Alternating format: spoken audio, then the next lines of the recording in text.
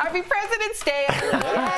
So it is a national holiday. That was quite the applause. To celebrate all of our great presidents, past and present. It's also a day that a lot of people take advantage of some really great sales. Of course, kids are off from school, banks are closed.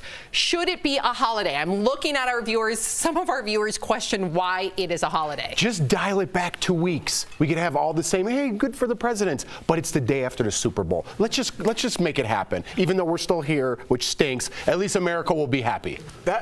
I think it's deeper than that, Jeff. I think there's two different kinds of holidays. There's holidays where you know what you're supposed to do, and then there's holidays that you don't.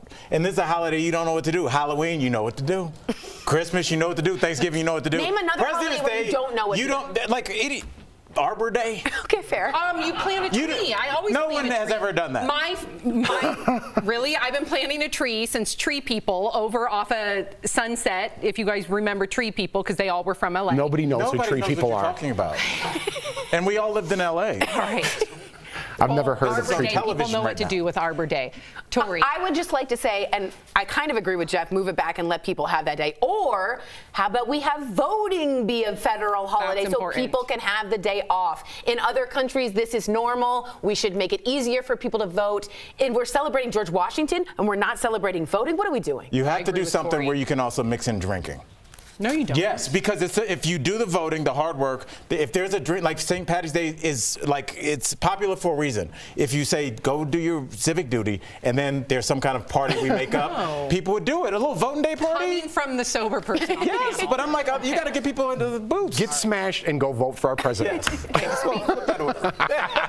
Speaking of presidents, how do you think President Biden is doing so far? First, of course, there is the Ukrainian crisis with a potential war breaking out with Russia any day now. Now, the president has been working with our NATO allies to try and prevent it. But on the other hand, inflation here at home is at its highest point in 40 years, and it's affecting a lot of folks who are struggling with rising prices at the grocery store, at gas pumps. Finally, the president was able to pass a massive infrastructure package that will rebuild crumbling bridges and roads and bring broadband to more rural communities.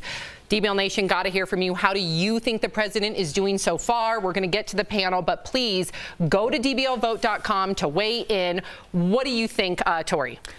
This is hard. Do I think that I'm not doom scrolling every day like I was in the previous administration and things have calmed down? Yes. And I always say that pendulum, I think, has swung a little bit. It's still polarizing, but it's there.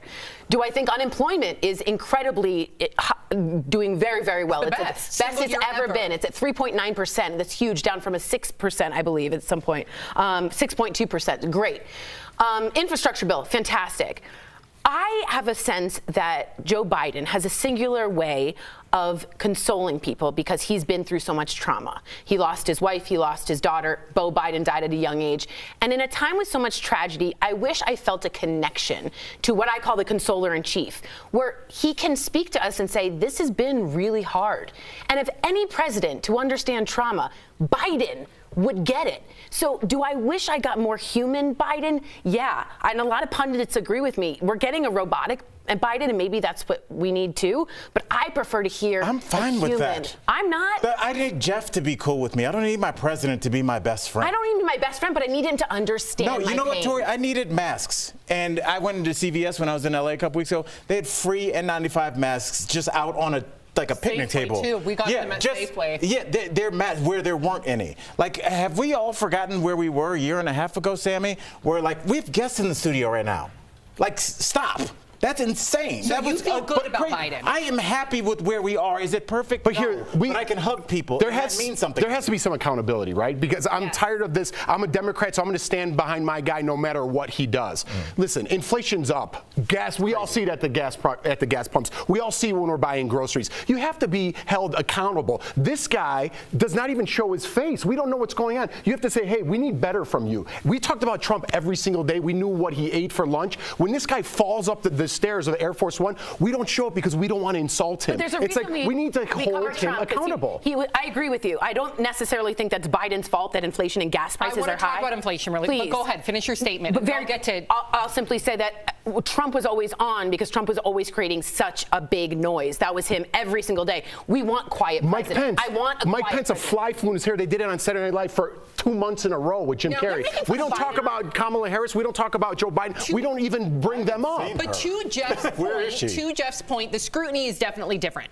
To Tori's point, yeah, there is a lot more on the table. However, I do want to address inflation. Now, I still would hold Biden accountable. It's not necessarily the government, according to many pundits and many financial experts out there. I want to show you this tweet. This is coming from a Fortune 500 CEO, Dan Price. He says, quote unquote, "Why are groceries so expensive? Kroger profits are at record highs. Its stock is up 36%. Its CEO got 45% raise to 22 million, makes 909 times the median worker," and then it goes on and on and on. There's price gouging going on right now, profiteering from the CEOs. That's completely different than inflation. They're using inflation, putting it on the current administration so they can get away with profit gouging. Now, to your point, though, Biden should now look at those CEOs and make sure that that should be illegal. So it's not necessarily inflation, but we still need to have accountability. And that's where we're going to run into trouble, Sam, because we've proven that CEOs can kind of have their run of the mill. They never get in trouble.